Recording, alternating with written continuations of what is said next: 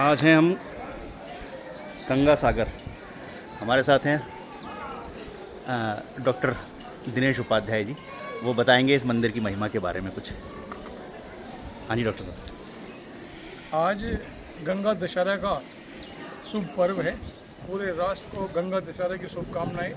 आज मैं, हरीश जी, एसपी सिंह जी, वकील साहब और अपने वो कार्यकर्ता है गंगा सागर में डुबकी लगाई है। और ये जो स्थल है जहाँ हम खड़े हैं, यहाँ राजा सगर, कपिल मुनि और गंगा माता तीनों का एक टेम्पल है। और हम लोगों को एक पुस्तक में पढ़ाया जाता था, बोल रहा कि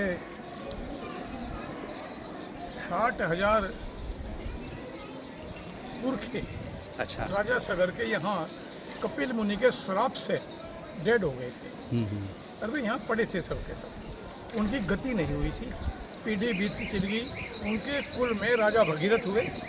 फिर राजा भगीरथ ने सोचा इनका क्या होगा, कैसे इनकी अंत्येष्टि संस्कार होगा।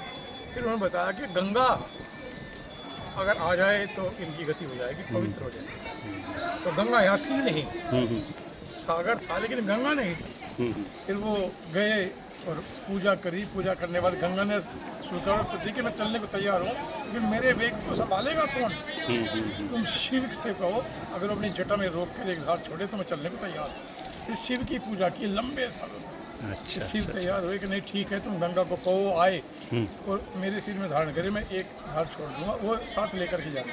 अच्छा। फिर गंगा आई, इतना वेग गंगोत्री से तो सबको संभाल नहीं पाया, चल थल कर दिया पूरा।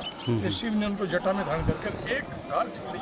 वो धार लेकर के भागीरथ के पीछे पीछे पीछे पीछे चलती चलती यहाँ उनके जो पूर्वज थे उनको सबको मुक्ति की। मुक्ति के बाद सागर में गई। ये वही पवित्र स्थल है। आज हमने यहाँ राजा सगर के और गंगा माता के और कपिल मुनि के दर्शन किए हैं। ये कपिल मुनि का सरोवर है इधर, ये कपिल मुनि सरोवर।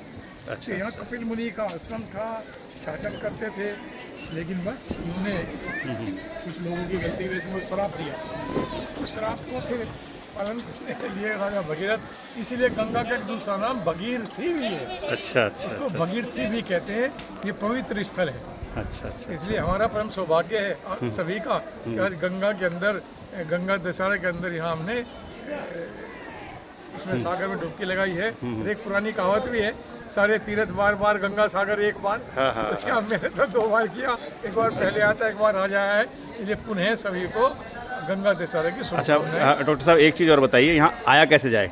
एक रूट कैसे है? जैसे कोई कहीं से भी आता है तो कलकत्ता आके, कलकत्ता से आकर के लगभग 120 किलोमीटर दूर यहाँ पे आया जाता है। फिर नदी में लगभग 1 घंटे का रास्ता है बोट के द्वारा। 1 घंटा नदी में चलने के बाद बोट है, यानी वो जहाज है पानी का। पानी का जहाज कह लो, बोट कह लो, इलेक्ट्रिक, उसमें बैठ कर के यहाँ आया जाता है। तब आकर के दर्शन होता है। फिर यहाँ से पानी के द्वारा ही जाना है वापस। फिर जाकर के वहाँ। ठीक है जी, बहुत बहुत धन्यवाद जी, नमस्कार।